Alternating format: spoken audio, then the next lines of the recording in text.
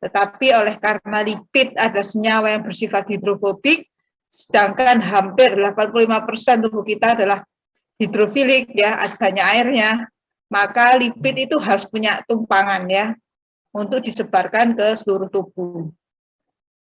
Lipoprotein yang nanti akan Anda sering lihat, di mana biasanya ahli gizi itu kalau mau melakukan penentuan konsumsi, ya, nutrisi untuk pasien-pasien, ya, ini nutrisi untuk pasien-pasien, ya, maka yang harus Anda perhatikan adalah kadar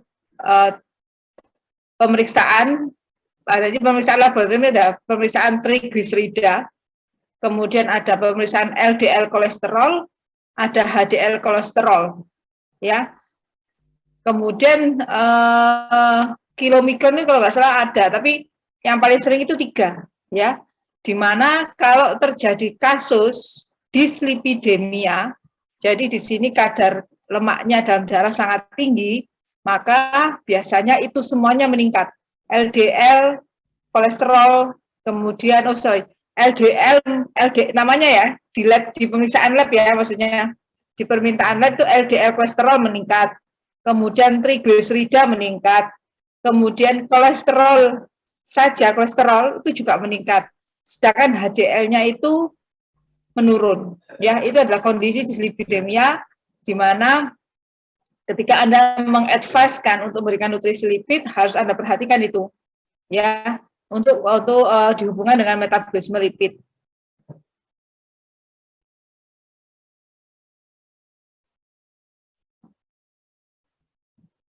Untuk mengenai VLDL,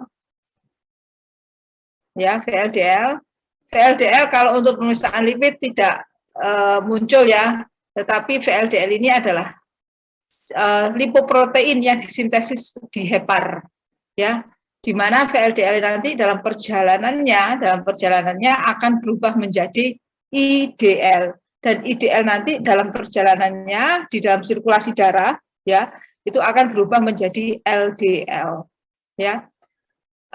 VLDL dan IDL tidak digunakan sebagai parameter pemeriksaan laboratorium karena tadi yang ada cuma kolesterol, TG, HDL, dan LDL, ya.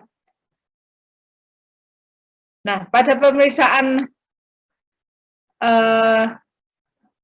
profil lipid, di mana pasien ini harus dipastikan bahwa pemeriksaan ini dilakukan, pasien harus puasa dulu sekitar 8-10 jam. Hal ini dipastikan bahwa LDL, HDL, kilomikronnya ada itu hasil sintesis dari hepar atau liver, bukan dari makanan kita, ya. Jadi ini hanya untuk memastikan saja.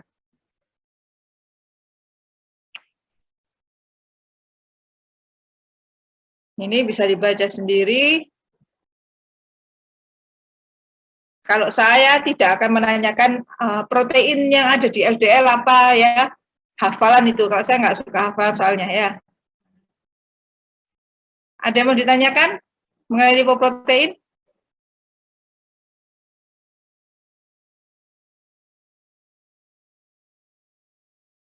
Oke. Nah, sekarang salah satu fungsi lipid adalah sebagai sumber energi yang kedua, ya, sebagai reservoir, cadangan, di mana sumber energi utama kita adalah berasal dari karbohidrat. Dan yang kedua, baru kalau karbohidrat itu semuanya sudah habis di dalam tubuh kita, ya, maka lemak adalah sebagai sumber energi yang utama. Dengan syarat karbohidratnya habis, ya. Jadi di sini lipid akan digunakan sebagai sumber energi. Nah, lipid supaya bisa digunakan sebagai energi harus dirubah dulu menjadi senyawa yang paling sederhana, yaitu asam lemak. Ya, jadi di sini asam lemak akan dirubah menjadi energi. Ya, asam lemak akan dirubah menjadi bentuk energi, di mana energi dalam biokimia adalah disebut dengan ATP. Nah, proses untuk menghasilkan energi dari asam lemak dinamakan dengan oksidasi asam lemak. Ya. oksidasi asam lemak.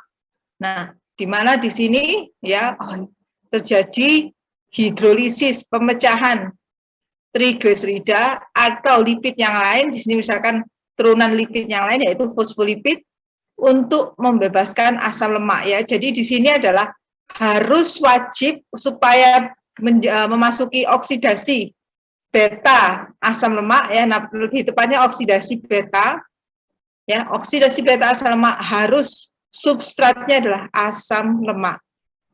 Dari mana asam lemak ini didapatkan? Yaitu dari sumber TG yang utama ya.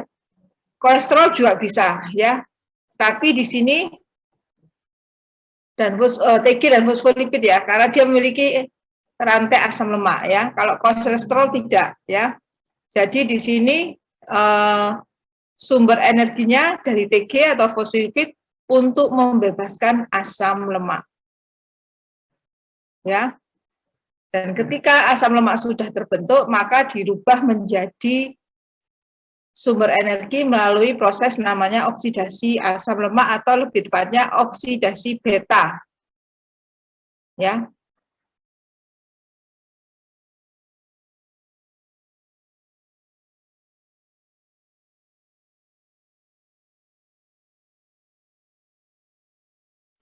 Tadi ini tak kasih gambar yang lain aja. Mungkin yang di slide yang lain ya, berikutnya yang sudah saya bagi kalau saya sudah belum muncul.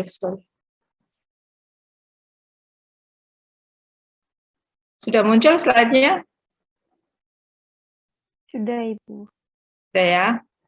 Sudah punya ya slide mengenai ini ya. Jadi di sini pengadaan energi dari lipid ya. Jadi di sini learning outcome-nya adalah pada oksidasi beta, pengadaan lipid energi ini ya, adalah untuk pengadaan energi yaitu ATP. Ya, prosesnya apa? Oksidasi beta. Ya. Nah, ini yang harus Anda tahu juga sumber energi. Ya, sumber energi. Sumber energi yang pertama adalah menggunakan karbohidrat yaitu glukosa, ya bentuk monosakaridanya. Kemudian sumber energi yang kedua adalah asam lemak dari lipid, ya. Kemudian sumber energi yang ketiga ya adalah senyawa keton, juga dihasilkan dari proses turunan dari lipid ya, lemak, dan kemudian yang terakhir adalah protein. Ya, kenapa senyawa keton ini saya kecilkan ya? Di mana senyawa keton ini seharusnya tidak digunakan sebagai sumber energi karena bisa menimbulkan permasalahan ya. Nanti mungkin ya kalau ada waktu ya. Jadi katabolisme asam lemak ya, jadi namanya katabolisme adalah perubahan dari molekul kecil besar yang menjadi molekul yang kecil, dari lipid menjadi asam lemak ya. Di sini berfungsi adalah untuk menghasilkan ATP. Dan nama katabolismenya asam lemak untuk menghasilkan ATP adalah oksidasi beta. Di tubuh kita ya, jalur katabolisme pembangkit energi itu ada dua ya, glikolisis. Kalau Anda ingat karbohidrat ya, kuliah karbohidrat glikolisis. Kemudian untuk lipid adalah oksidasi beta. Oksidasi beta, saya ulangi lagi, menghasilkan ATP, tujuannya itu. Ya, dengan prekursor atau bahan yang diperlukan untuk masuk ke dalam oksidasi beta adalah asam lemak. Ya, di sini asam lemaknya yang sudah ada di dalam tubuh kita yang dari hasil proses hidrolisis TG atau fosfolipid, ya, kemudian nanti di dalam tubuh akan diaktifkan dulu. Namanya disebut dengan asil CoA. Kalau asam lemak saja kita sebut dengan asil. Tapi kalau asam lemak aktif kita sebut dengan asil CoA. Nah, produk akhir dari oksidasi beta adalah asetil CoA. Ya.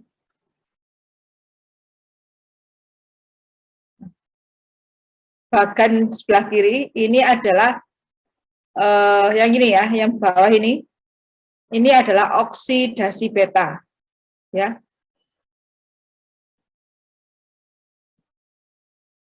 Oksidasi beta itu mulai dari sini, ya. Ini adalah, ini ada oksidasi beta, ya.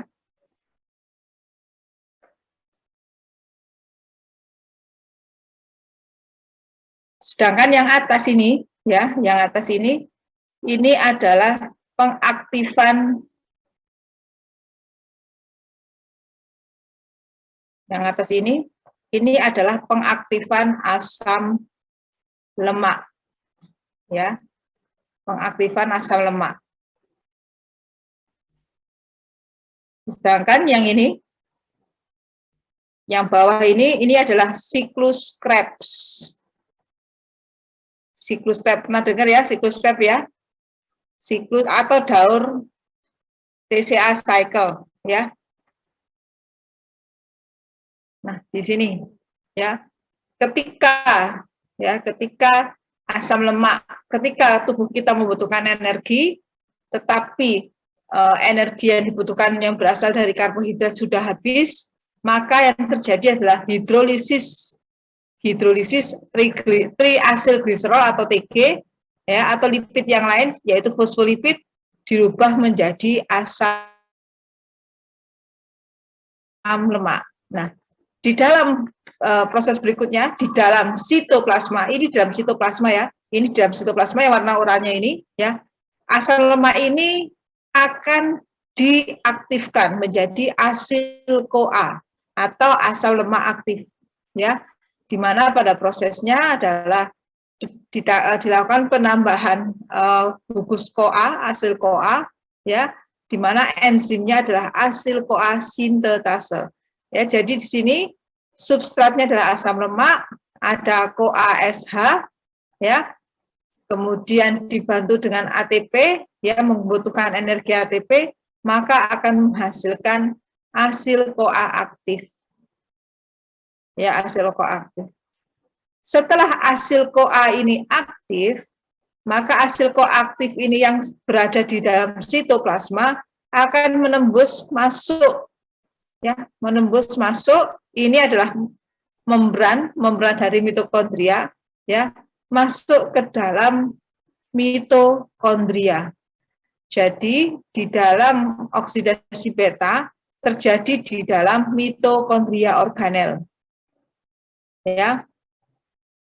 Nah, pada proses penembusan asil CoA masuk ke dalam mitokondria ada pengaturan di dalamnya, ya. Tapi saya tidak bahas di sini, ya. Di sini kompetensinya adalah Anda mengetahui bagaimana pengadaan energinya dari asam lemak. Ya, oke. Setelah asam lemak ini masuk ke dalam mitokondria, maksudnya asam lemak yang aktif ya, bukan asam lemak biasa ya. Asam lemak aktif menembus masuk ke dalam mitokondria, terjadilah proses oksidasi beta. Di mana tahap pertama adalah proses dehidrogenasi, ya. Dehidrogenasi yaitu di sini sesuai dengan namanya adalah terjadi pelepasan hidrogen, ya, terjadi pelepasan hidrogen di sini.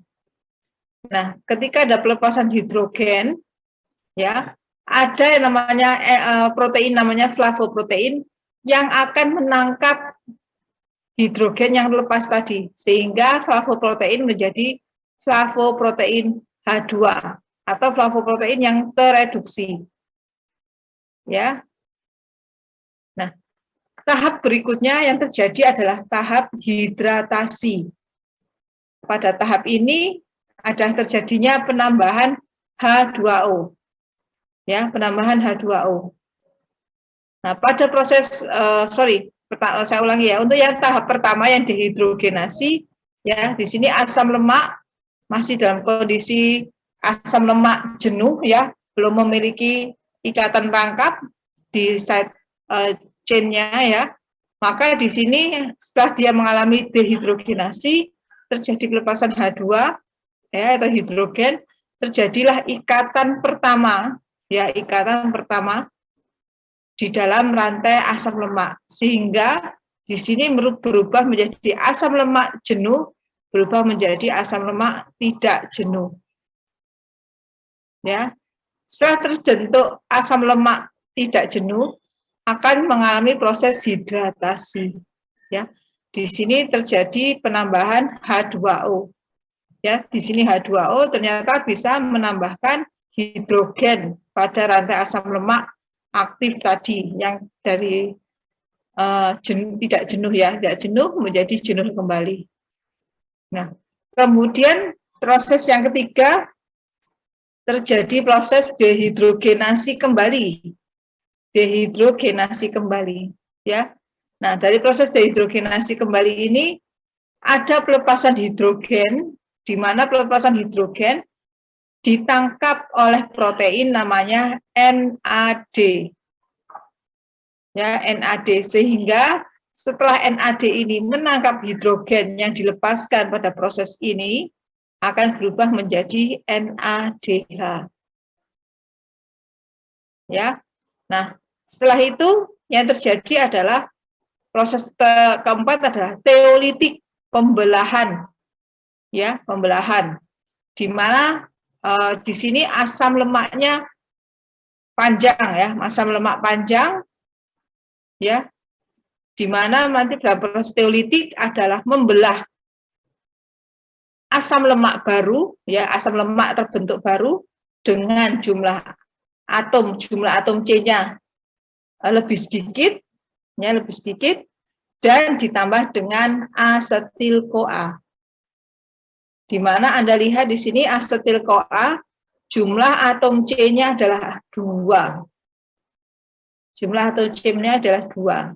Jadi ketika terbelah ini, maka asam lemak yang baru yang terbentuk adalah asam lemak yang jumlah atom C-nya berkurang 2 atom C.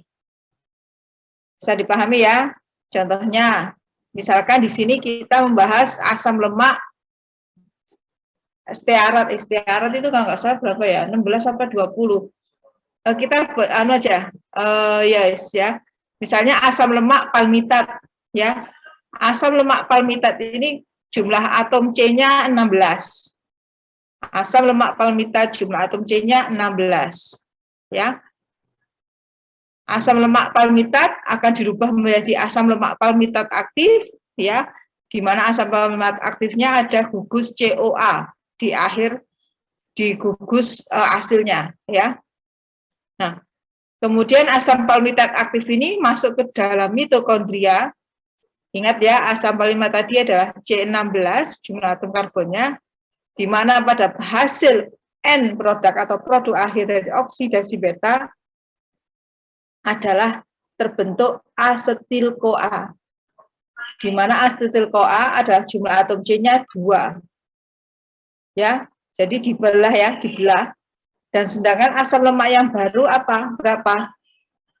16 dari asam tadi, asam palmitat tadi yang awalnya 16, setelah dibelah menjadi asam lemak dan menjadi asam lemak yang lain, maka 16 dikurangi 2, di mana 2 atom karbon C ini adalah diwakilkan oleh asetil-CoA dan terbentuklah asam lemak dengan jumlah atom C14.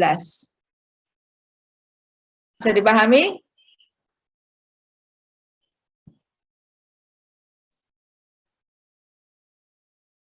Oke, kalau tidak ada komentar berarti paham ya.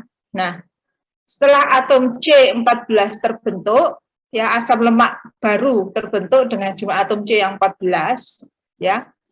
Maka proses oksidasi betanya tidak berhenti di situ, ya. Jadi istilahnya pada proses oksidasi beta benar-benar membuat senyawa itu menjadi bentuk yang habis, pakai sumber energi semua, ya. Jadi ya, proses berikutnya adalah karena ini masih C14, maka oksidasi beta masih bisa terjadi. Ya, jadi ini muter kembali ya. Oksidasi beta masuk ke dalam oksidasi beta. Nah, di mana sekarang yang kedua yaitu proses oksidasi beta yang kedua ya, menggunakan substratnya adalah C14. Substratnya adalah C14. Dan selanjutnya hasil end product dari oksidasi beta yang kedua yaitu adalah kembali menjadi asetil-CoA. Menjadi asetil-CoA, ingat ya, asetil-CoA adalah jumlah C-nya 2. Dan dirubah menjadi asam lemak baru. Asam lemak barunya berapa jumlah C-nya? Berarti karena awalnya adalah 14 dikurangi 2 dari asetil-CoA ini sehingga sisanya adalah asam lemak baru dengan jumlah atom C 12.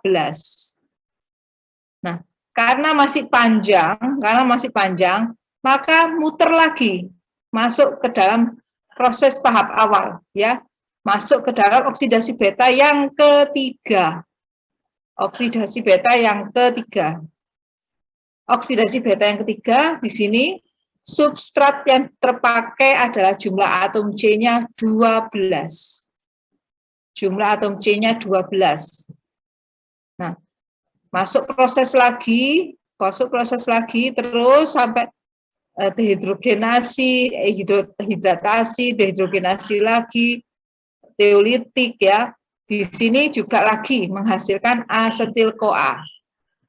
Ya, lagi menghasilkan asetil-CoA dan menghasilkan asam lemak baru dengan jumlah atom C yang lebih pendek, yaitu asam lemak baru dengan jumlah atom C 10. Setelah itu, karena masih banyak, masih cukup, C10 dimuter kembali, masuk dalam tahap oksidasi beta kembali. Dengan substrat awalnya adalah C10. Seterusnya proses ini akan berputar terus, ya, sampai kapan? Sampai kapan berputarnya oksidasi beta ini? Putaran oksidasi beta akan berakhir apabila terbentuk asam lemak dengan jumlah rantai C sudah 2. Ya. Jadi kalau di sini sudah hasilnya adalah asetil-CoA dan kemudian asam lemak di sini sudah asam lemak dengan jumlah C yang 2, ya, berarti sama-sama asetil-CoA, maka proses oksidasi beta akan berhenti. Ya, jadi bisa Anda bayangkan dari sekali putaran oksidasi beta, Anda lihat di sini ada proses dehidrogenasi 2 kali. Dari proses oksidasi beta, sekali proses oksidasi beta terjadi 2 kali dehidrogenasi, yaitu tahap yang pertama dan tahap yang ketiga. Ya, tahap yang ketiga. Nah, pada proses dehidrogenasi ini terjadilah pelepasan hidrogen yang ditangkap oleh protein, flavoprotein, dan kemudian yang tahap ketiga menggunakan NAD sebagai protein yang menangkap hidrogen sehingga berubah menjadi NADH. Nah, selanjutnya yang terjadi adalah flavoprotein hidrogen flavoprotein hidrogen dan NADH akan dibawa masuk ke dalam namanya proses rantai respirasi atau fosforilasi oksidatif. Ya, di mana pada fosforilasi oksidatif fungsi utamanya adalah untuk memproduksi ATP. Ya, sehingga dibuatlah kesimpulan bahwa satu molekul flavoprotein H2 setara dengan 1,5 ATP. Ya, nanti jadi di sini flavoprotein H2 ini akan dirubah menjadi ATP dengan setara dengan 1,5 ATP. Sedangkan kalau NADH, ya, NADH ketika masuk ke dalam proses rantai respirasi atau nama lainnya masuk ke dalam proses fosforilasi oksidatif, NADH akan dirubah menjadi ATP, di mana jumlah ATP-nya adalah 2,5 ATP. Ya, jadi sekali putaran sekali putaran pada oksidasi beta menghasilkan berapa ATP?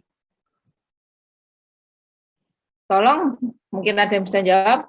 sekali putaran oksidasi beta menghasilkan berapa ATP? Sekali putaran. Izin menjawab, Bu, apakah 4? Jadi 4 diperoleh dari mana? 1,5 dari dehidrogenasi pertama sama dehidrogenasi keduanya 2,5. Ya, betul. Terima kasih ya. Jadi untuk satu kali, mana ini kursinya? Jadi untuk satu kali putaran oksidasi beta menghasilkan 4 ATP. Ya. Jadi tadi berapa kali ya? Kalau C16 tadi berapa ya putarannya ya? Jadi C16 berubah jadi C16 muter jadi C14. C14 berubah menjadi C12. C12 berubah menjadi C10. C10 berubah menjadi C8. C8 berubah jadi C6. C6 berubah jadi C4. C4 berubah jadi C2. Ya sudah habis. Kalau sudah C2 kan habis 7. Jadi oksidasi beta pada tadi ya asam palmitat dengan jumlah atom C16 ada 7 putaran. 7 putaran oksidasi beta. Maka yang dihasilkan ATP ada ya 7 dikali 4 ATP sama dengan 28 ATP. Jadi satu kali putaran oksidasi beta dari senyawa asam lemak C16 tadi atau asam palmitat adalah menghasilkan 28 ATP.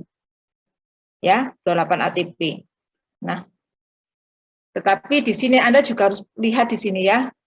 Di sini terjadi penggunaan energi ya. Jadi kalau lambangnya seperti ini ya. Street gitu ya. Sedangkan di sini ada AMP. ATP trifosfat, kalau ATP kan adenosin trifosfat, kalau AMP adenosin monofosfat. Maka kalau lambangnya tanda panahnya seperti ini, jadi ada penggunaan energi.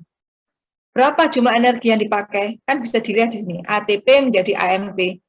Tri menjadi 1. Jadi ada 2 molekul ATP yang digunakan. Jadi mulai dari proses pengaktifan sampai dengan oksidasi beta, kira-kira dari C16 tadi ya, asam palmitat C16 tadi, dari proses pengaktifan yang pertama ini, ya, kemudian masuk ke oksidasi beta akan menghasilkan berapa ATP? Jadi kan 28. Terus Muhammad Saifuddin mau jawab? Halo? Kemungkinan itu Bu ada. Kok suaramu nggak jelas, Muhammad? Permisi Bu. Ya. Kemungkinan menggunakan 30 ya Bu. Kan di bagian yang atas itu tinggal menggunakan 2 ATP. Ya, menggunakan berarti jumlah ATP-nya mulai dari pengaktifan sampai ke oksidasi beta berapa ATP yang dihasilkan 30. Atau yang diperlukan? 30 dari mana? Dari yang apa sih namanya? Pengaktifan 2 molekul ATP. 2 molekul ATP sama yang 7 kali putaran ini pada oksidasi beta itu. Nah, oke ya. Baik, terima kasih Muhammad Saifuddin. Tapi jawabannya bukan 30 ya, Muhammad Saifuddin ya, tapi reasoningnya benar ya, reasoningnya benar. Jadi tolong diperhatikan ya, tolong diperhatikan kalau ada gambar skema seperti ini, kalau ada tanda seperti ini ya, jadi tanda panahnya kan keluar ya ini ya, arah panahnya kan keluar ya. Nah, ini berarti menggunakan energi, menggunakan ATP. Tetapi kalau lambangnya seperti ini, ada hidrogen yang terlepas dan akan menghasilkan ATP, maka di sini memproduksi ATP. Beda ya, memproduksi dan menggunakan. Beda ya, memproduksi dan menggunakan. Jadi kira-kira berapa Saifuddin yang dipakai? Berapakah ATP yang dihasilkan dari pengaktifan sampai ke oksidasi beta? 29. 2 ATP loh, di sini 2 molekul ATP loh ini. Oh, itu menggunakan ya Bu ya? Iya, menggunakan 2 molekul ATP. Menggunakan 2 molekul ATP berarti dari 28 itu tinggal 26 ATP, Bu. Ya, betul. Ya, jadi dikurangi 2 ya. Benar ya. Jadi dari oksidasi beta tadi kan yang C4, C16 ya tadi ya. Itu menghasilkan 28 ATP. Ya, tadi temanmu yang siapa tuh yang cewek jawab ya. Itu menghasilkan 28 ATP. Sedangkan yang ini menggunakan 2 molekul ATP. Ya. Ini tidak kelihatan ada 2 ya, angka 2 ATP enggak ya. Tapi kan bisa dilihat di sini. Berubah menjadi AMP ya. Jadi ini 2 molekul ATP ya. Jadi benar ya. Jadi totalnya menjadi 26, 28 dikurangi 2. Ya. Nah, kemudian selanjutnya ya ini sudah selesai ya. Bagaimana lipid kok bisa menghasilkan ATP yang lebih banyak dibandingkan karbohidrat? Ya, kita tahu ya, kalorinya lipid kan lebih banyak dibandingkan kalorinya karbohidrat ya, kalau misalnya digunakan sebagai sumber energi. Nah, ternyata selanjutnya adalah asetil-CoA yang dihasilkan dari oksidasi beta. Asetil-CoA yang dihasilkan dari oksidasi beta akan masuk ke dalam siklus Krebs. Masuk ke dalam siklus Krebs. Saya di sini tidak akan membahas siklus Krebs ya. Jadi satu molekul asetil-CoA akan masuk ke dalam siklus Krebs dan akan di dalam siklus Krebs ini nanti ATP yang dihasilkan adalah 10 ATP. Ya. Jadi satu kali putaran daur siklus Krebs ya dengan substrat awalnya adalah satu molekul asetil-CoA. Satu molekul asetil-CoA masuk ke dalam siklus Krebs akan menghasilkan molekul ATP. 10 molekul ATP. Ya. Nah, kemudian tadi dari C16 berubah menjadi C16 digunakan sebagai sumber energi. Ya, tadi yang proses pertama C16 dirubah menjadi C14 menghasilkan satu molekul asetil-CoA. Pada proses kedua C14 dirubah menjadi C12 menghasilkan lagi satu molekul asetil-CoA. C14 berapa? C16, C14, C12 C14 dirubah menjadi C12 menghasilkan lagi satu molekul asetil-CoA. Ya, jadi di sini satu kali putaran oksidasi beta pasti akan menghasilkan satu molekul asetil-CoA. Dan dari satu molekul asetil-CoA akan masuk ke dalam siklus Krebs. Akan masuk ke dalam siklus Krebs. Di mana satu kali putaran siklus Krebs dari satu molekul asetil-CoA akan menghasilkan 10 ATP. Ya, jadi kalau saya resume, saya menjadi seperti ini ya.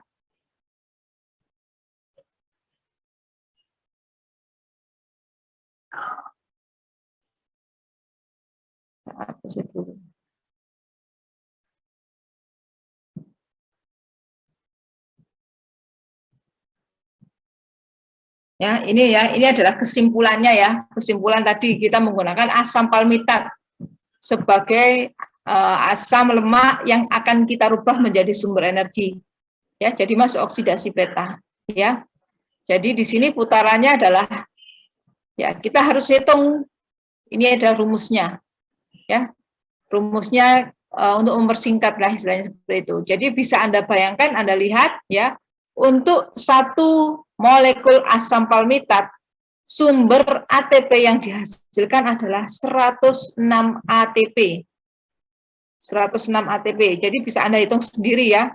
Jadi satu molekul asam palmitat menghasilkan 8 molekul asetil-CoA dan 7 kali putaran oksidasi beta. 1 kali putaran oksidasi beta menghasilkan 4 ATP sehingga menghasilkan 28 ATP ya. Dan kemudian 8 molekul asetil-CoA masuk ke dalam siklus Krebs di mana satu siklus Krebs menghasilkan 10 ATP sehingga 8 kali 10. ATP, yaitu 80 ATP.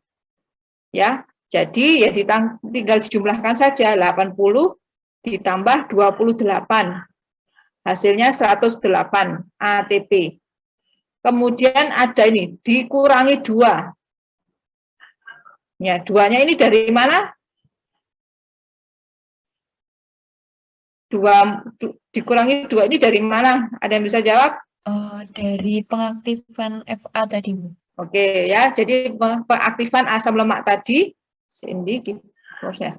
pengaktifan asam lemak yaitu menggunakan 2 molekul ATP, maka yang dihasilkan adalah 106 ATP. Ya, 106 ATP. Jadi bayangkan dari 1 molekul asam lemak saja menghasilkan 106 ATP.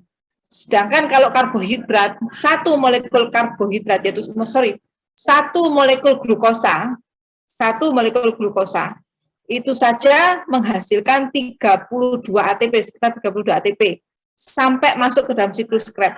Glikolisis masuk ke dalam siklus Krebs hanya menghasilkan 32 ATP. Sedangkan asam lemak tidak, dia menghasilkan 106 ATP. Kalau dari asam palmitat, asam lemaknya. Belum lagi asam lemak yang rantainya panjang, ya. Bisa C20, C22, ya, bayangkan seperti itu, ya. Tetapi ternyata di tubuh kita tidak sesempurna itu. Ya. Ya, maksudnya tidak sempurna itu maksudnya ternyata tubuh kita misalnya apa ya? Misalnya 106 ATP itu terlalu banyak gitu loh, terlalu banyak untuk digunakan sebagai sumber energi. Wong kalau menggunakan karbohidrat saja dengan 32 ATP kita sudah bisa kok, ya. Kenapa kok 106 ATP? Nah, di sini bisa Anda lihat ada bagannya di sini ada pembentukan senyawa keton. Ya, namanya keton badis di sini. Nah, jadi di sini ternyata ya di tubuh kita secara normal dari asam palmitat ya, kita mulai dari asam palmitat, 8 asetil-CoA ini, 8 asetil-CoA tidak semuanya masuk ke dalam siklus Krebs. Tidak semuanya masuk ke dalam siklus Krebs, hanya sebagian kecil ada yang masuk ke dalam proses yang namanya ketogenesis. Ya, ketogenesis, pembentukan senyawa keton di sini. Nah, sehingga senyawa keton ini nanti ya jika diperlukan akan bisa dirubah menjadi energi lagi, menjadi ATP. Ya, jadi di dalam tubuh kita tidak semuanya masuk ke dalam siklus Krebs, ya, tetapi bisa masuk ke dalam ketogenesis. Ya. Bisa dipahami untuk pengadaan energi dari lemak ya, asam lemak ya.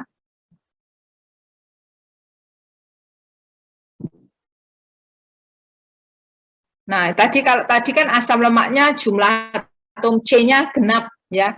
C16, C14, C20 ya, itu asam lemaknya genap. Bagaimana kalau asam lemaknya dengan jumlah atom C-nya adalah ganjil, ya, prosesnya sama, masuk ke dalam oksidasi beta. Cuman yang beda adalah di akhir produknya, ya, selain menghasilkan asetil-CoA, ya, tadi kan hasil oksidasi beta kan terakhir ada asetil-CoA ya, jumlah atom C-nya 2. Ternyata kalau yang ganjil, ya, hasil terakhirnya adalah ini, asil-CoA dengan jumlah atom C3. Ya, jumlah atom C3 yang disebut dengan propionil-CoA. Ya, di mana propionil-CoA ini nanti ya dalam prosesnya akan dirubah menjadi senyawa suksinil-CoA. Dengan suksinil-CoA ini baru akan masuk ke dalam siklus Krebs. Ya, jadi tubuh kita sudah punya caranya sendiri ternyata ya. Nah, oksidasi beta tadi yang saya jelaskan adalah oksidasi dengan C genap dan kemudian dengan asam lemak yang jenuh. Jadi tidak memiliki ikatan rangkap, asam lemak jenuh. Jadi asam lemak itu dibagi menjadi 2. ada asam lemak jenuh, ya, ada asam lemak yang tidak jenuh.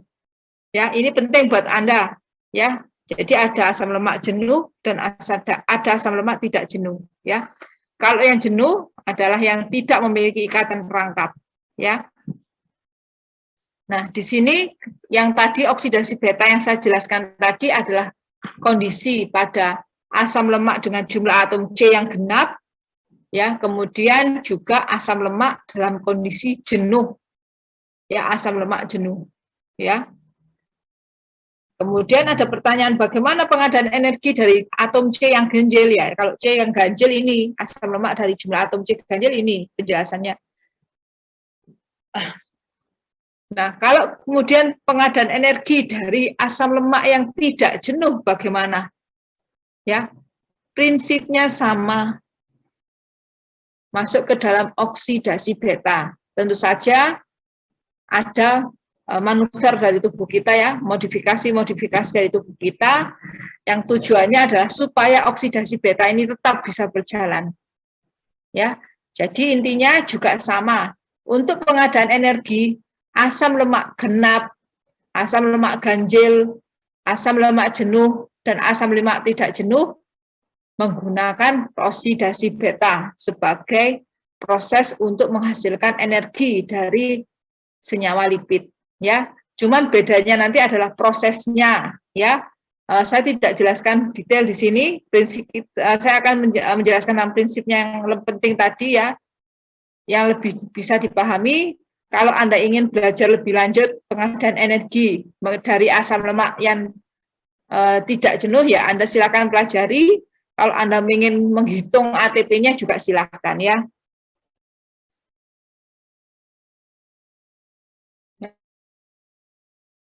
Nah, ini.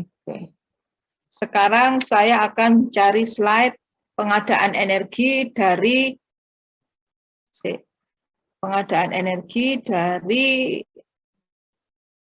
badan keton. Bentar, gimana ya taruhnya, ya?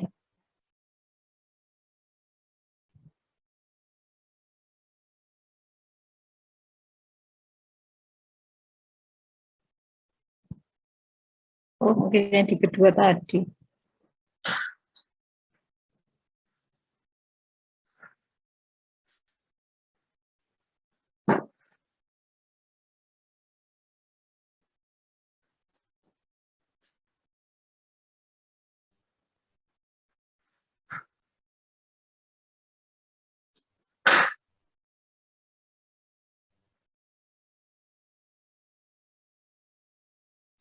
Silakan dibuka slide-nya mengenai ketogenesis dan ketosis, ya. Tadi Anda ingat asetil-CoA yang dihasilkan dari proses oksidasi beta, ya, akan masuk ke dalam ketogenesis, ya, ketogenesis, ya. Jadi ini adalah kompetensi yang wajib juga Anda ketahui, ya. Karena kalau Anda terlalu advice-nya tidak benar, maka bisa menyebabkan pasien ini terjadi ketogenesis, atau mungkin Anda harus tahu pada kondisi seperti ini, kalau penggunaan lipid bisa menyebabkan ketogenesis, ya. Nah, dia tinggi lemak, asam lemak di organ hepar, ya, atau liver mengalami oksidasi beta, ya, di mana tujuannya oksidasi beta adalah untuk berubah menjadi asetil-CoA.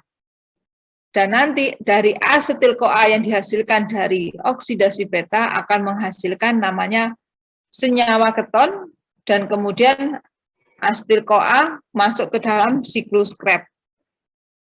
Ya. Jadi ketika jumlah asetil-CoA ini banyak, maka yang terjadi adalah penghematan energi. Jadi istilah supaya energi itu tidak mubazir, tidak semuanya masuk ke dalam siklus Krebs, ya, maka dibuatlah yang namanya jalur yang lain disebut ketogenesis atau pembentukan badan keton, ya. Nah, ini adalah ketogenesis.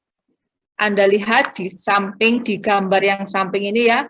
Jadi di darah kita, ya di peredaran darah, asam lemak akan beredar secara bebas. Ya, asam lemak beredar secara bebas, di mana jika tubuh kita membutuhkan energi, maka asam lemak ini akan masuk menuju ke organ tubuh kita.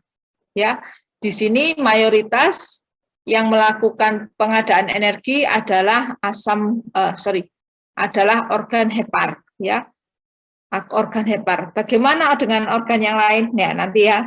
Ya jadi di sini adalah organ hepar. Nah, asam lemak ini tadi ingat akan dirubah menjadi asetil-CoA. Proses kedua ada tanda angka 2-nya. Ini adalah proses pengaktifan asam lemak, ya. Sedangkan yang nomor 4 ini adalah proses oksidasi beta. Ya, sehingga dari hasil oksidasi beta menghasilkan asetil-CoA. Setelah asetil-CoA ini terbentuk, maka siklus Krebs bisa jalan, ketogenesis bisa jalan. Asetil-CoA berubah menjadi senyawa keton, ya, berfungsi untuk supaya energi itu tidak terlalu berlebihan. Ya. Jadi di sini ada beberapa yang memang dirubah dalam bentuk ketogenesis, tapi dalam jumlah yang sedikit. Mayoritas masuk ke dalam siklus Krebs. Ya. Nah ini yang sebelah kanan, ini adalah proses terjadinya ketogenesis, pembentukan senyawa keton, atau yang kalau dalam bahasa Inggris senyawa keton itu disebut dengan keton badis, badan keton, ya, senyawa keton. Ya, di sini prosesnya adalah asetil-CoA, ya, asetil-CoA, ya, asetil-CoA di sini dilepaskan gugus CoA-nya, ya, sehingga menjadi aseto-asetil-CoA. Ya, aseto-asetil-CoA akan dilepaskan lagi CoA-nya. Jadi di sini ada dua gugus CoA, ya, dua gugus CoA, ya. Kemudian dilepaskan lagi asetil-CoA-nya sehingga menjadi senyawa beta hidroksimetil butaril CoA, ya. Nah, kemudian selanjutnya akan dibentuk senyawa keton yang pertama. Senyawa keton pertama yang terbentuk adalah asetoasetat. Asetoasetat. Asetoasetat, ya, kemudian akan mengalami proses selanjutnya. Ya, ini membutuhkan energi. Anda bisa lihat tanda panahnya di sini, ya. Di sini dirubah menjadi beta hidroksibutirat, dan asetoasetat ini mengalami dekarboksilasi, berubah menjadi aseton. Ya, jadi yang disebut dengan senyawa keton di sini adalah ini, asetoasetat, beta hidroksibutirat, dan juga aseton. Ya, ini ada 3 macam badan keton, ya.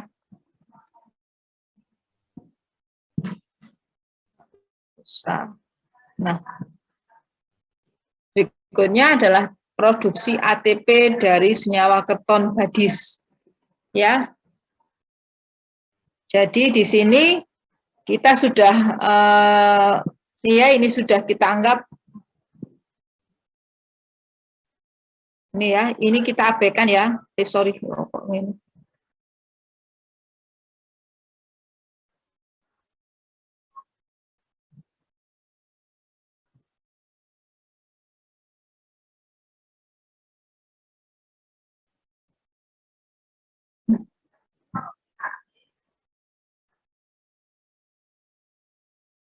Ini sudah kita abaikan, ya. Kita abaikan, kita lihat di sini, ya, kita fokus di sini.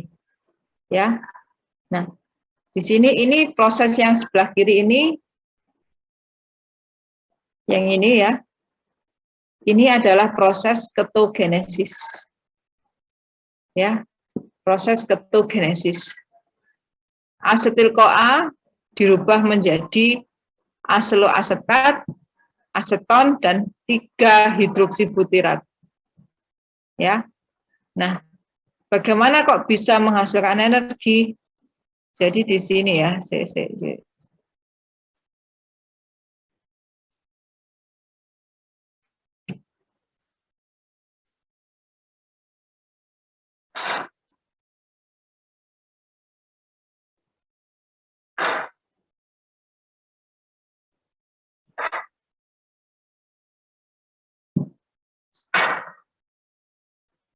ini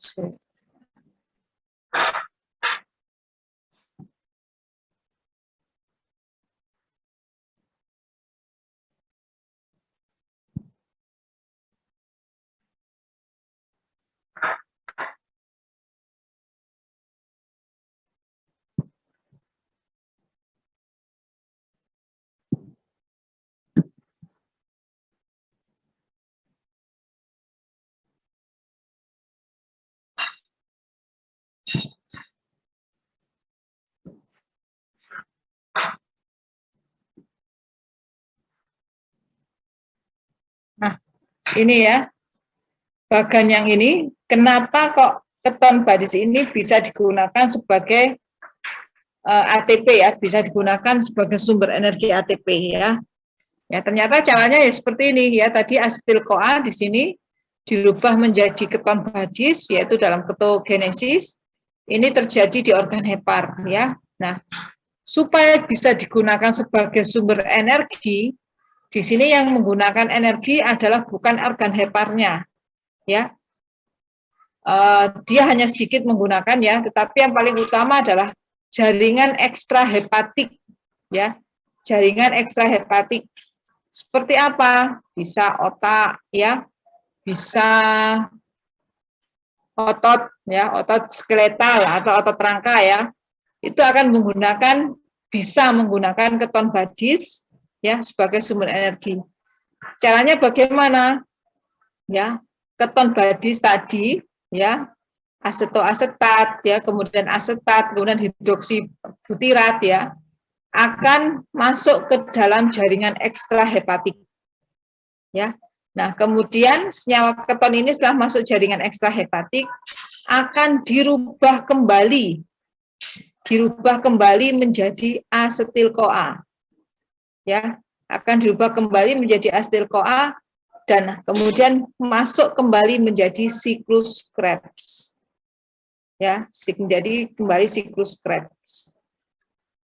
Kalau siklus Krebs sudah jelas ya, bisa menghasilkan ATP ya. Jadi di sini ya, Anda bisa lihat di sini organ hepar menghasilkan senyawa keton, asetoasetat, hidroksibutirat. Kenapa ini kok asetonnya tidak tertulis?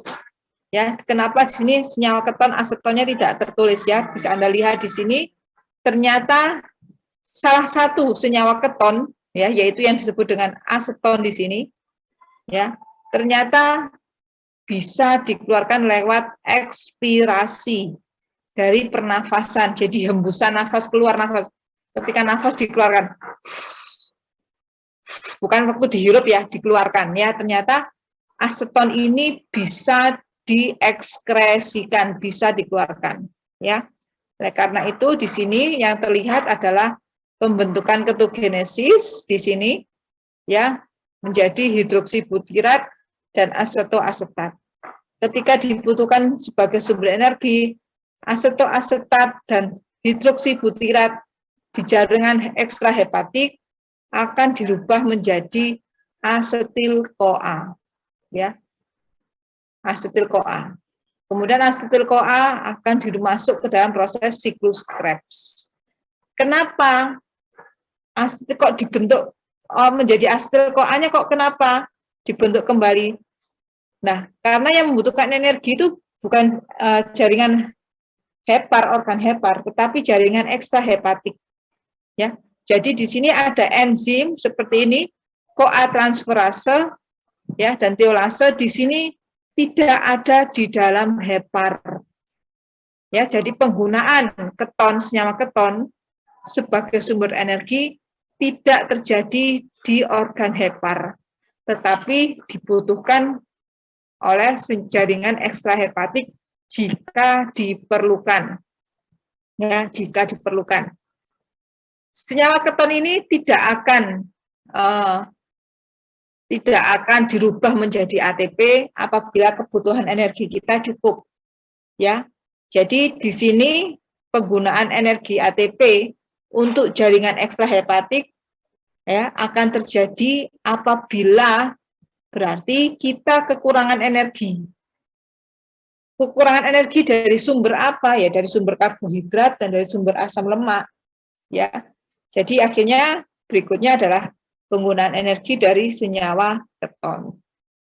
Ya, jadi di sini bisa Anda lihat bahwa organ hati tidak mempunyai enzim untuk memecah senyawa keton menjadi asetil-CoA. Ya, jadi tidak punya enzim di sini. Ya, untuk tidak memiliki dua enzim ini, ya, untuk memecah senyawa keton menjadi asetil-CoA. Di mana sih enzim ini berada supaya terjadi penggunaan energi dari senyawa keton? Ya di jaringan ekstrahepatik tadi, contohnya otot, otot jantung, di mana otak ya terutama ini murni membutuhkan energi. Ya harus ada asupan energi. Ya, kalau tidak ada energi dari karbohidrat ya dari lemak, kalau lemaknya habis ya terpaksa pakai yang dari senyawa keton tadi. Untuk salah satu senyawa keton yang lain yaitu aseton, ini tidak dapat digunakan oleh jaringan ekstrahepatik ya. Jadi di sini langsung dikeluarkan melalui pernafasan. Ya. Melalui ekspirasi. Jadi proses menghembuskan nafas itu, menghembuskan nafas ya.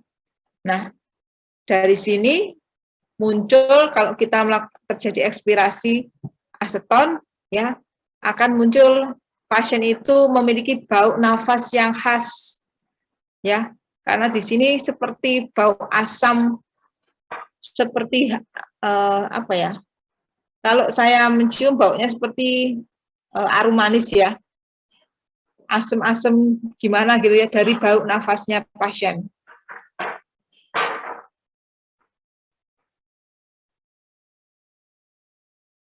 Ya usah.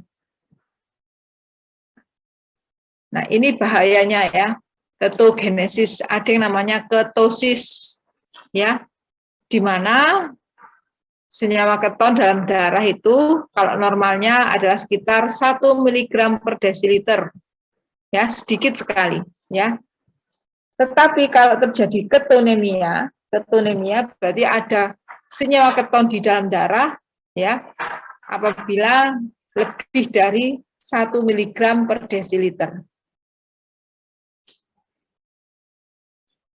Peningkatan kadar senyawa keton dalam darah selalu diimbangi dengan bertambahnya oksidasi senyawa keton oleh jaringan ekstrahepatik. Ya, jadi tubuh kita berusaha untuk menyeimbangkan ya dengan menggunakan senyawa keton ini sebagai sumber energi supaya keberadaannya tidak berlebihan, tidak menyebabkan ketonemia. Ya. Kenapa kok ketonemia itu berbahaya? Ya, karena ketonemia ini jika dalam darah meningkat, ya, ini belum dulu. Ketika terjadi kadar ketonemia meningkat, maka bisa terjadi ekskresi dalam urin meningkat. Sehingga kalau dilakukan pemeriksaan asam pada pH urin, akan muncul urin kita tanpa asam, dan kita dapatkan senyawa keton di kencing kita, air seni kita, ya. Oh, kok ini. Nah.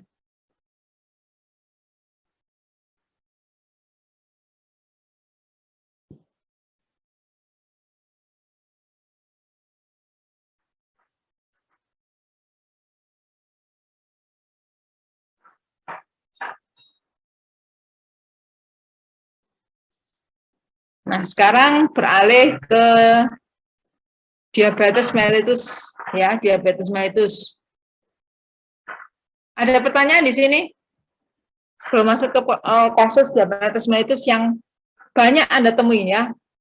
Di situ biasanya banyak brosur ya, brosur dari Ikatan Gizi Indonesia ya, brosur yang biasa ditaruh di poli-poli itu ya, mengenai makanan yang harus dimakan pada pasien diabetes mellitus, makanan yang tidak boleh dimakan oleh pasien diabetes mellitus ya, sering banget itu ya. Jadi kasus diabetes mellitus harus Anda pahami sejak awal.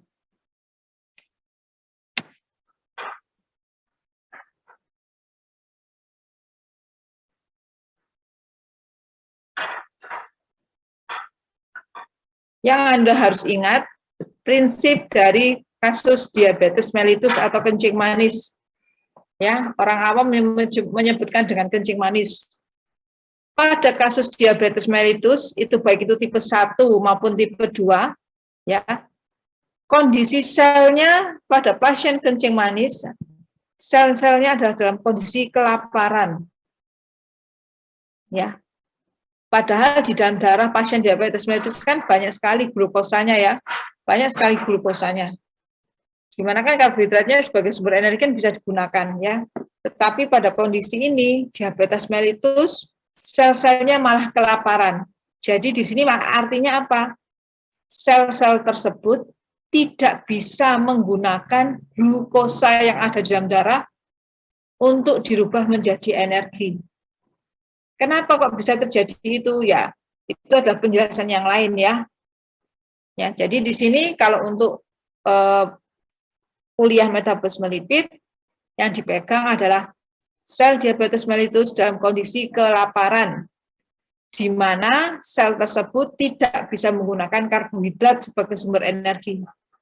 Tetapi yang digunakan sebagai sumber energi pada kasus diabetes mellitus adalah menggunakan asam lemak sebagai sumber energi. Ya. Karena penggunaan sumber energi dari lemak meningkat pada kasus diabetes mellitus, maka proses oksidasi beta pasti akan meningkat. Ya. Kalau oksidasi beta meningkat, maka terjadilah kelebihan energi di dalam organ hati. Ingat tadi ya, bagaimana asam lemak palmitat bisa menghasilkan ATP sekitar 106 ATP ya. Jadi bayangkan kalau misalnya di dalam tubuh kita banyak bervariasi macam-macam asam lemak ya, tidak hanya asam lemak C16 tapi juga ada C20, C14 ya, C15. Bayangkan kalau itu semuanya dirubah menjadi oksidasi beta. Bayangkan energi ATP yang dihasilkan dari oksidasi beta tersebut. Ya, maka terjadilah kelebihan energi di hati. Ya, supaya tidak berlebihan ya atau tidak mubazir, maka asetil CoA yang dihasilkan dari oksidasi beta semuanya tidak masuk ke dalam siklus Krebs. Ya, tetapi akan masuk ke dalam ketogenesis. Ya, ketogenesis. Sehingga akibatnya adalah senyawa keton yang terbentuk semakin banyak.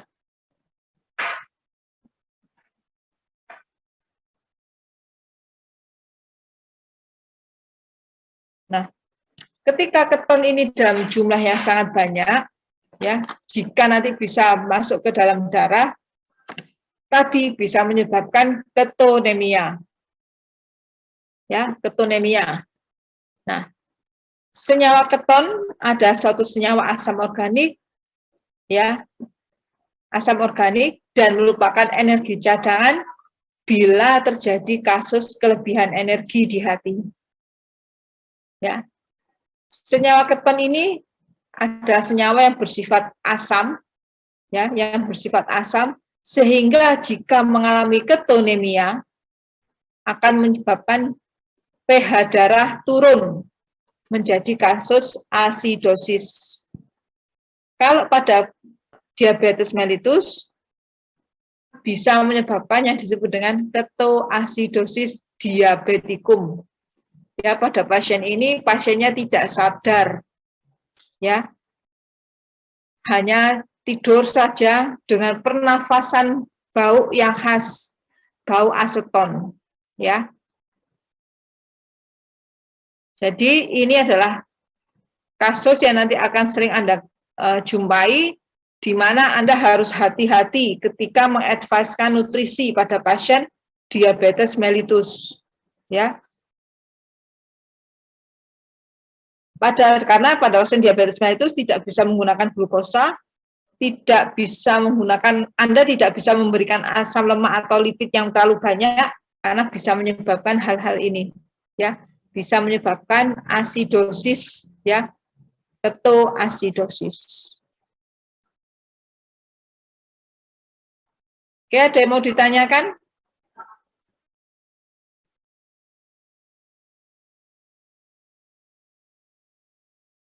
Pengadaan energi dari asam lemak sudah paham ya? Sekarang saya tak lari ke kasus yang banyak. Mungkin nanti Anda akan advise-kan, yaitu obesitas, ya. Obesitas itu kira-kira apa yang terjadi di situ? Ada yang bisa bantu jawab? Supaya Penimbunan lemak, Bu. Sehingga bisa menjadi faktor juga pada diabetes mellitus. Oh, bisa, betul, bisa. Kalau Anda ingin Penimbunan itu ya. lemak. Ya, jadi yang obesitas yang kita pegang pertama adalah penimbunan lemak gitu ya. Kalau misalnya menyebabkan berbagai penyakit itu nanti masalah lain ya. Kita jadi benar tadi obesitas adalah penimbunan lemak. Lemak jenis apa yang ditimbun? Lemak jenuh. Yang ditimbun, terutama yang di bawah kulit.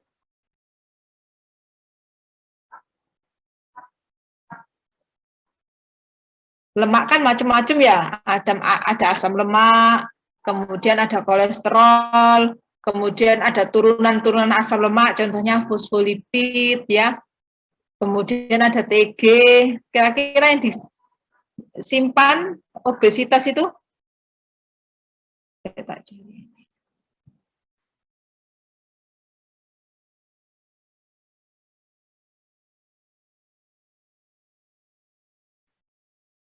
Ayam. Kalau Anda makan ayam, ya ayam akan terasa enak apabila lemaknya banyak kan. Nah, kira-kira kalau pada ayam itu, kalau ayam gemuk anggap gitu, bukan ayam-ayam yang itu ya, yang apa? Disuntik dengan air ya, kelihatan besar gitu enggak ya, bukan. Lemak subkutan, bukan, Bu? Ya, lemak subkutan. Tapi lemaknya jenis yang apa? Yang paling banyak mayoritas. Yang Anda makan kan apa? Lemak TG. Ya, betul. Lemak TG ya. Jadi timbunan yang banyak itu lemak TG, terutama lemak TG.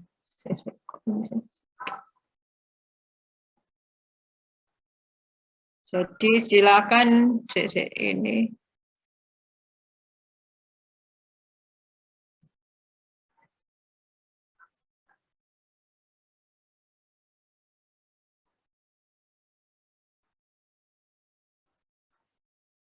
Ya, jadi pada pasien yang obesitas ya,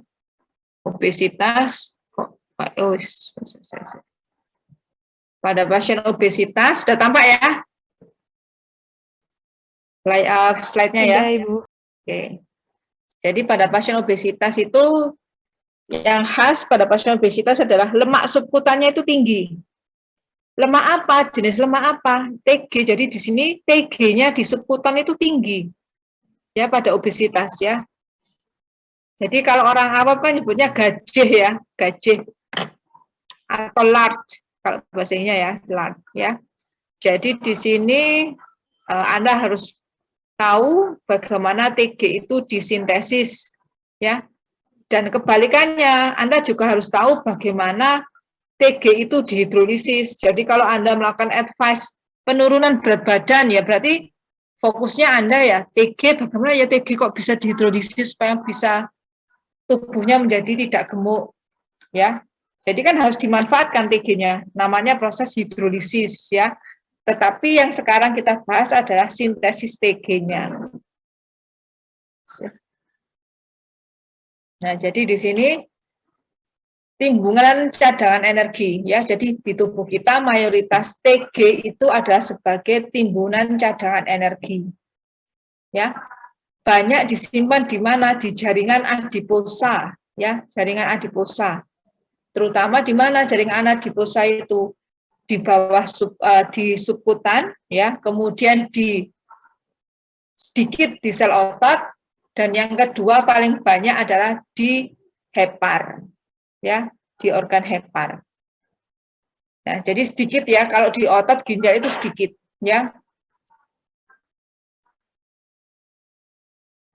TG ini bisa disintesis oleh jaringan yang bersangkutan, jadi bisa di sintesis ya dari sorry ini kok gini ya.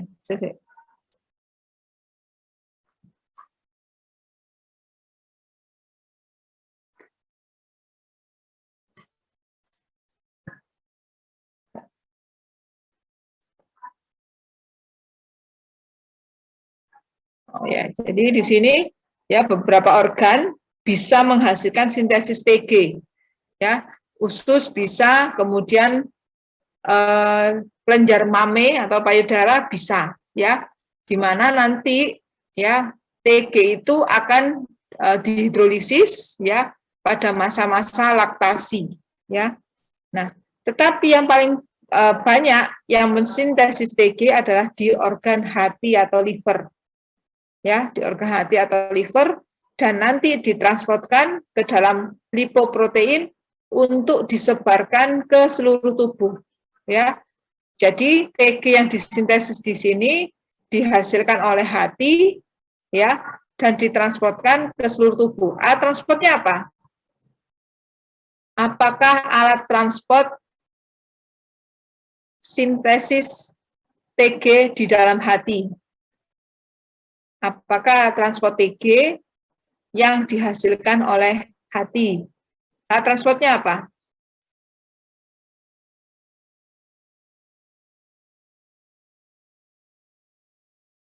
Ada yang bisa jawab? VLDL, ya kan? Nah, nanti VLDL dalam proses di dalam sirkulasi darah, VLDL akan berubah menjadi IDL, dan di dalam sirkulasi darah, IDL akan berubah menjadi LDL. Ya. Jadi oleh karena itu, TG ditransportkan oleh LDL apabila TG disintesis di dalam hati.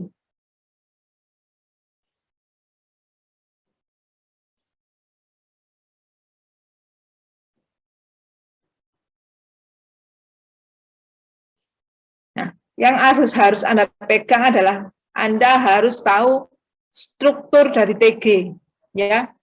Struktur dari TG sesuai dengan namanya ada triacylglycerol, sesuai namanya. Asil tadi nama lain senyawa kimia disebut dengan asam lemak. Asam lemak dalam kimia kita sebut dengan asil.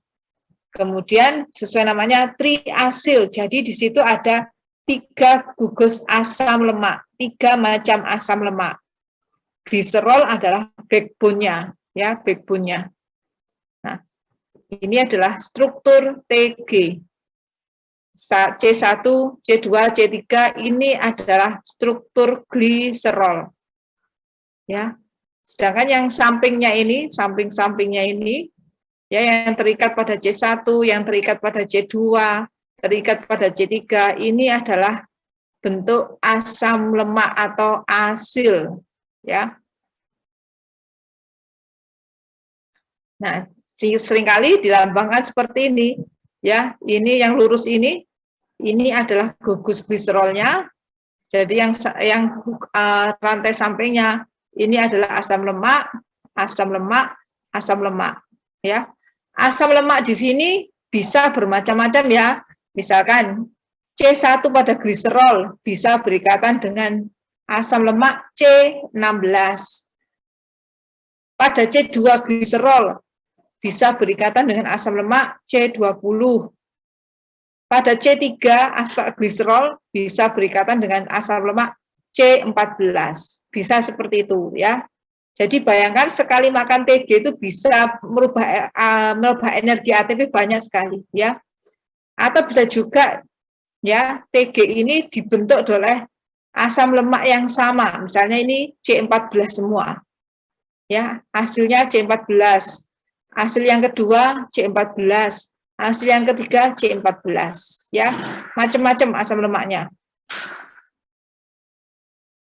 Nah, kalau yang ini, oh ya, Anda lihat di sini, Anda lihat perbandingan dengan struktur fosfolipid, ya. Ini fosfolipid ini adalah turunan dari lipid, ya. Bisa Anda lihat strukturnya sama dengan TG. Yang berbeda adalah di C3-nya, ya, di struktur C3-nya, ya. Nah, pada ketan C3 ini ada struktur ya seperti ini. Ini ada asam aminonya, ada gugus fosfatnya ya. Ya, ada gugus serinnya, ada gugus fosfatnya sehingga masing-masing ini ya bisa memiliki dua sifat ya. Oleh karena di sini ada proteinnya, ada gugus fosfatnya sehingga fosfolipid ini bisa digunakan sebagai salah satu struktur dari membran sel. Ingat ya, fosfolipid pada struktur membran lipoprotein. Ya, membran lipoprotein. Ya, jadi di sini ada hasilnya C1 berikatan dengan asil, C2 berikatan dengan asil, C3 berikatan dengan gugus fosfat dan protein. Ya, oleh karena itu disebut dengan fosfolipid. Nah, lambangnya seperti ini, ya. Ada asil, ya. Ada gugus fosfatnya, ya.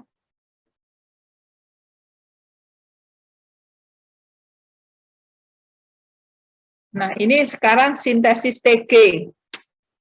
Di sini digandengkan dengan sintesis fosfolipid, ya.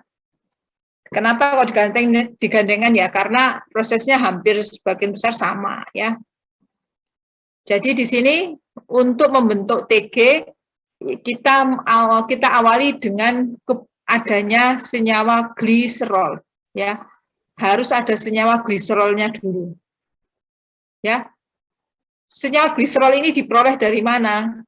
Dari proses metabolisme karbohidrat ya. Salah satunya adalah glikolisis ya, glikolisis.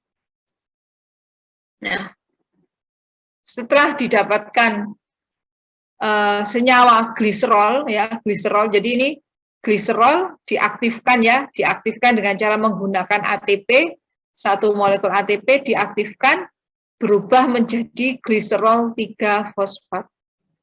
Ya, jadi di tubuh kita itu sebenarnya ada pengaktifan ya. Jadi kayak asam lemak, glukosa itu harus diaktifkan dulu untuk bisa masuk ke dalam metabolisme. Ya, dengan cara diikatkan dengan gugus fosfat sehingga berubah menjadi gliserol 3 fosfat. Nah, setelah terbentuk backbone-nya sudah ada gliserol 3 fosfat, maka proses selanjutnya adalah pemberian gugus asil ya. Gugus asil. Jadi di sini ada sumber asam lemak aktif. Di dalam tubuh kita enggak mungkin tidak ada ya. Ada asam lemak aktif ya. Di sini itu banyak asam lemak aktif. Maka di sini akan terikat pada C1-nya dulu. C1-nya dulu ya. Kemudian setelah terbentuk seperti ini ya, terbentuklah asil terikat pada C1-nya. Ya. Nah, selanjutnya adalah karena kita akan membentuk trigliserida, maka C2 juga harus berikatan dengan asam lemak. Maka di sini juga akan berikatan dengan asam lemak aktif, ya, asil CoA, ada A-CoA. Ya, sehingga terbentuklah senyawa asam lemak ya dengan C-nya yang terikat pada C2 gliserol, ya. Terbentuklah 1,2 diasil gliserol fosfat. ya. Nah, selanjutnya yaitu terjadi pelepasan gugus fosfat. Ya, jadi di sini terjadi pelepasan gugus fosfat sehingga terbentuklah senyawa diasil gliserol 1,2 ya. 1,2 diasil gliserol. Jadi di sini ada pelepasan gugus fosfat. Ya. Nah, setelah itu 1,2 diasil gliserol terbentuk, maka selanjutnya adalah berinteraksi dengan asil CoA yang aktif sehingga terbentuklah trigliserida. Ya. Jadi kalau Anda perhatikan, ini adalah kebalikan dari proses pencernaan TG. Silakan dibuka lagi pada proses pencernaan TG. Kalau pada proses pencernaan kan pelepasan ya, gugus asil dilepas, gugus asil dilepas, gugus asil dilepas. Anda ingat di situ ada 1 monoasil gliserol kalau dilepas ya. Terbentuk 2 monoasil gliserol ya. Jadi ini adalah proses sintesis dari TG ya. Fosfolipid juga sama ya, yang disebut dengan fosfatidilkolin ya, fosfatidilinositol, itu semua adalah bentuk fosfolipid. Ya, caranya sama, bisa dibaca sendiri, kita fokusnya di TG saja. Ada pertanyaan? Sintesis TG? Nah, sekarang penimbunan ya, penyimpanan TG. Ya. Hasil lipolisis dan sintesis TG. Ya. Jadi di sini asam lemak yang berlebihan, jika ada gliserol, ya, jika ada gliserol bisa mengalami aktivasi dan esterifikasi dirubah menjadi TG. Ya. Jadi kalau asam lemaknya banyak, kemudian gliserolnya juga banyak, bisa mengalami aktivasi yaitu dengan gugus fosfat tadi ya, menjadi gliserol 3-fosfat, kemudian asam lemaknya menjadi asam lemak CoA ya, kemudian akan diesterifikasi menjadi TG. Nah, bisa Anda lihat di sini skemanya bagaimana TG dilepas, dipecah menjadi gliserol dan asam lemak, tetapi ketika melakukan terjadi esterifikasi atau sintesis, di sini gliserol berikatan dengan asam lemak menjadi senyawa TG. Ya, sebaliknya.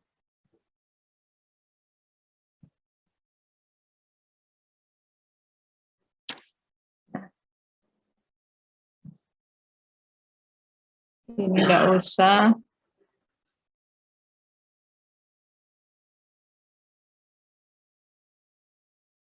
Nah, kalau pada kondisi puasa, ya, anggap baik kita kelaparan ya, tetapi kelaparannya tidak sangat sekali ya, beda dengan diabetes mellitus ya. Jadi di sini kadar glukosanya turun, ya, kadar glukosanya turun.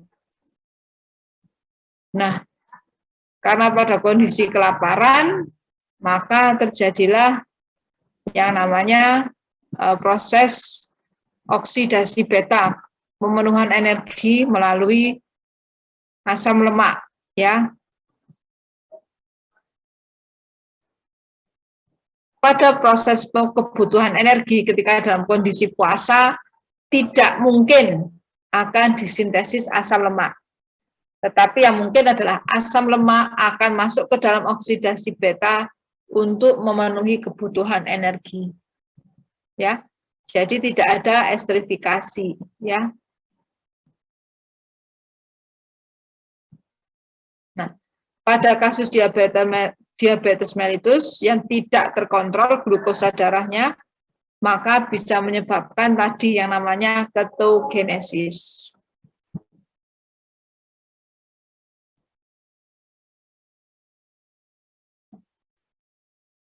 Organ-organ yang penting, ya, terutama untuk hati.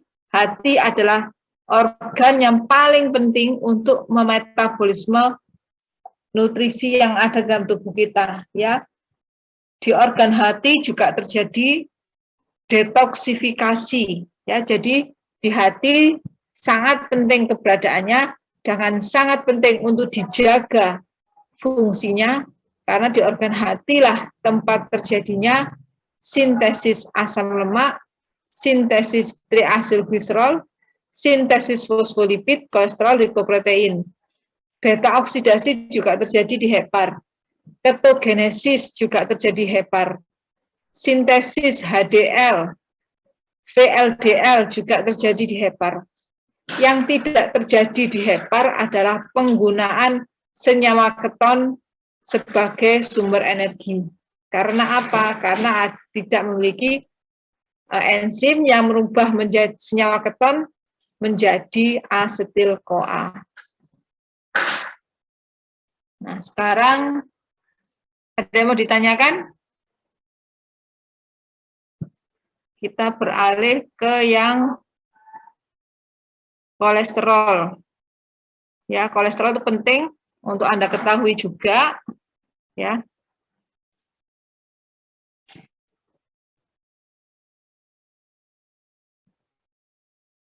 Silahkan dilihat slide-nya untuk yang kolesterol.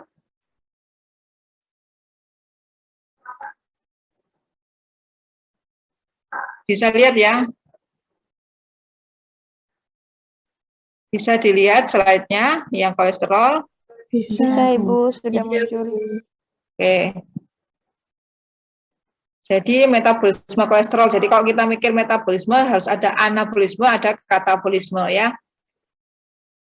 Jadi kita tahu kolesterol fungsinya, kolesterol itu ada dua, ya. Jadi ada dua macam kolesterol, yaitu satu kolesterol bebas dan yang kedua adalah kolesterol ester. Ya, jadi kalau ada kata-kata ester, ada esterifikasi, jadi maksudnya adalah ada senyawa yang digabungkan, misalnya seperti itu, ya. Jadi ada kolesterol bebas, ada kolesterol ester, ya. Nah, penyusun membran sel. Kita tahu membran sel adalah tempat atau lokasi yang nanti akan terpapar oleh lingkungan sekitar. Kita tahu lingkungan sekitar kita, sel-sel tubuh kita ada 85% bersifat hidrofilik. Maka kolesterol yang menyusun membran sel di sini adalah jenis kolesterol bebas. Ya. Penyusun lipoprotein. Yang disusun pada lipoprotein apa? Ada membran lipoprotein. Maka di situ ada kolesterol bebas. Ada bagian inti dari lipoprotein. Penyusunnya adalah kolesterol ester. Ya. Nah, kemudian ada prekursor. Prekursor ini berarti bahan, ya, bahasa kalau biokimia prekursor adalah bahan ya, bahan apa? Ya, bahan untuk membentuk hormon steroid, ya. Juga dipakai untuk bahan pembentukan asam empedu dan juga dipakai untuk bahan pembentukan vitamin D. Senyawa kolesterol ini adalah produk khas nutrisi hewani, ya, hewani. Bagaimana dengan nutrisi nabati? Senyawa kolesterol tidak didapatkan, hanya didapatkan bentuk lain dari senyawa kolesterol, ya. Jadi di sini kita bahas adalah produk khas hewani, ya.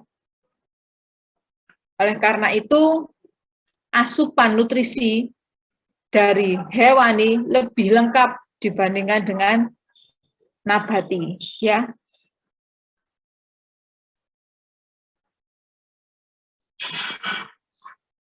Jadi sumber kolesterol ada dua, ada eksogen, ada endogen. Kalau eksogen sudah jelas ya, bisa peroleh dari makanan, ya. Kalau endogen berarti harus disintesis oleh tubuh kita. Yang mensintesis kolesterol itu apa? Organ mana? Ya organ hati, sekitar 50%. Ya, sekitar 50%, ya. Kalau yang dari usus, sebagian besar adalah dari proses eksogen, ya, dari makanan, ya. Nah, Anda lihat di sini, substrat awal atau bahan awal untuk sintesis kolesterol, ya, ini Anda lihat, asetil-CoA. Ya, jadi di sini kalau Anda bayangkan, Anda harus membayangkan ternyata asetil-CoA ini bisa berubah kemana-mana. Asetil-CoA pada lipid, ya asetil-CoA yang dihasilkan dari lipid akan bisa masuk ke dalam siklus Krebs. Asetil-CoA yang dihasilkan di lipid bisa masuk ke dalam ketogenesis. Asetil-CoA juga nanti bisa dirubah menjadi kolesterol. Ya, macam-macam. Nanti kalau Anda mengintegrasikan dengan metabolisme kuliah nutrisi yang lain, asetil-CoA nanti akan bisa dirubah menjadi karbohidrat. Ya, namanya gluconeogenesis. Asetil-CoA juga nanti bisa dirubah menjadi asam amino. Ya, jadi asetil-CoA adalah senyawa penting yang harus Anda pahami. Ya, paling tidak Anda harus tahu dari mana saja asetil-CoA ini diproduksi. Dengan mengetahui asetil-CoA diproduksi di mana saja, Anda akan bisa mengintegrasikan berbagai metabolisme nutrisi di dalam tubuh kita. Ketika kolesterol ini jumlahnya dalam jumlah sangat berlebih di dalam darah kita, ya, kolesterol dalam darah kita dalam jumlah yang sangat banyak, maka kolesterol ini akan dibawa lipoprotein masuk ke dalam organ hepar. Alat transportnya apa? Alat transportnya adalah HDL. Ya, ingat ya, HDL sebagai, kalau orang awam menyebutkan lemak baik ya, lemak baik. Karena apa? Karena HDL itu berfungsi, salah satu fungsinya adalah membawa kelebihan lipid masuk ke dalam hati. Nah, setelah masuk ke dalam hati, kolesterol ini akan dirubah empedu, dan empedu nanti akan diekskresikan masuk ke dalam kantong empedu. Ya, jadi kalau Anda lihat, kalau terjadi kolesterolemia, apabila kadar lipoproteinnya normal, maka akan semuanya diekskresikan ke dalam kantong empedu. Ya, jadi di dalam empedu itu nanti akan ada kolesterol dan kemudian ada asam empedu. Anda tahu ya fungsi dari asam empedu ya. Salah satunya adalah sebagai membantu proses pencernaan dalam emulsifikasi.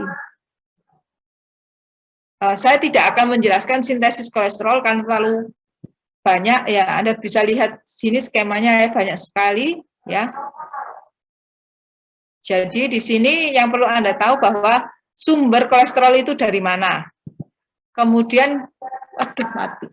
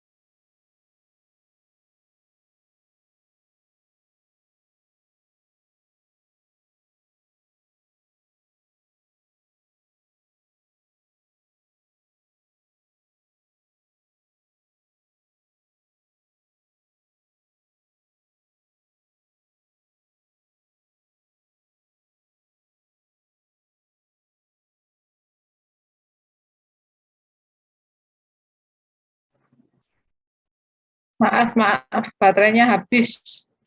Lupa ngecas. Jadi di sini saya tidak akan menjelaskan detail mengenai sintesis kolesterol ya.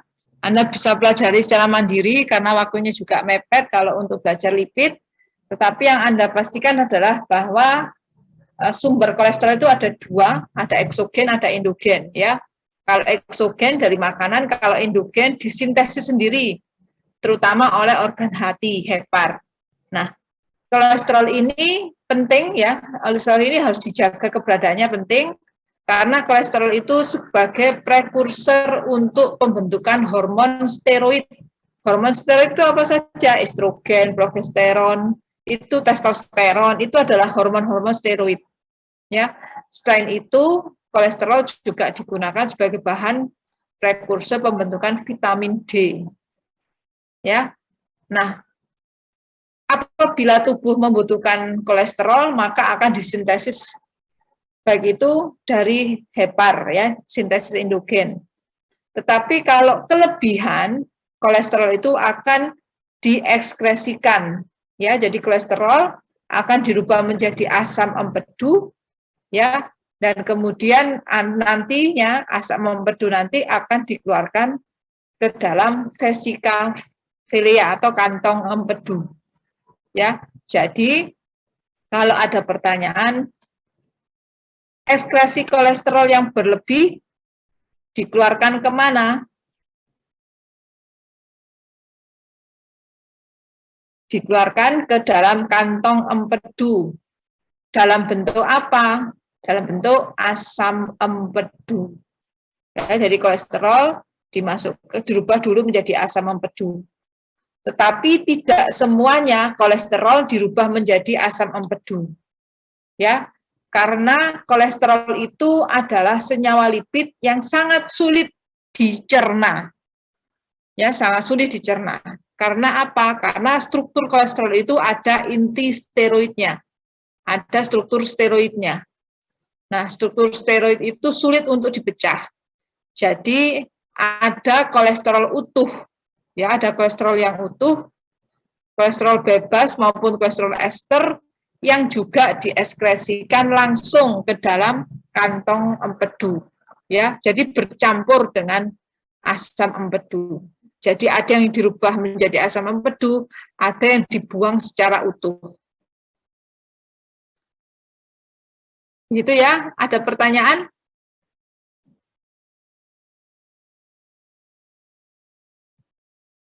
Kalau tidak ada pertanyaan, ada 3 pertanyaan kuis bentar. Saya hanya ingin memastikan saja. Jadi, lipid adalah senyawa yang bersifat hidrofobik. Sedangkan tubuh kita hampir sebagian besar 85% bersifat hidrofilik karena banyak airnya. Supaya lipid itu berfungsi atau bermanfaat untuk tubuh kita, maka lipid itu harus didistribusikan ke seluruh organ tubuh kita. Pertanyaannya adalah, apakah alat transport lipid? LDL. HDL, Ibu. Oke, betul. LDL. LDL, HDL. Nah, kalau Anda menjawab seperti itu, jawabannya seharusnya salah. Ya, yang benar adalah lipoprotein. Kecuali nanti saya tanyakan begini, apakah alat transport kolesterol apabila terjadi kelebihan kolesterol di dalam darah? HDL. Empedu. Nah, itu baru jawabannya HDL, alat transport, ya. Tetapi kalau alat transport untuk sintesis, apakah alat transport untuk mentransportkan lipid yang berasal dari sintesis endogen? Lipoprotein. Lipoprotein, nah benar, VLDL ya, VLDL ya. Jadi lipoprotein itu harus Anda tahu, macam-macam lipoprotein apa saja? LDL, LDL sama IDL. Ada yang kurang satu, VLDL, LDL, HDL, kilomikron. Kalau kilomikron itu alat transport dari mana ke mana? Dari usus Dari usus Jaringan. dibawa ke ekstraheptik. iya, benar ya. Kemudian jadi sumber lipid dari mana? Kalau dengan menggunakan kilomikron? Dari makanan. Dari makanan ya. Jadi itu penting harus Anda. Kemudian kapankah energi ATP itu diperlukan atau kapankah sumber energi ATP dari lipid digunakan? Ketika karbohidrat dan sumber yang glukosanya sudah habis. Ya, betul. Ya, jadi pastikan bahwa semua karbohidrat habis. Ya, semua cadangannya juga habis. Ya, jadi kalau utamanya sudah habis, maka cadangan sudah dipakai. Ya. Kemudian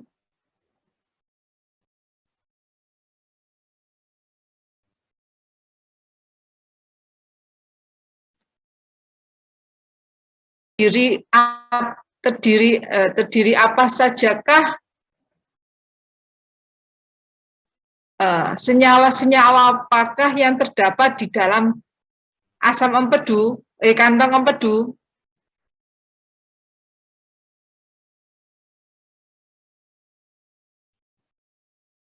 Senyawa yang ada dalam kantong empedu adalah asam empedu adalah senyawa-senyawa yang mayoritas bersifat hidrofobik. Berarti ada berarti ada kolesterol, ya. Bisa ada asam empedu. Ada fosfolipid, ya. Nah, itu semua sangat penting, ya, untuk Anda pahami. Ada pertanyaan?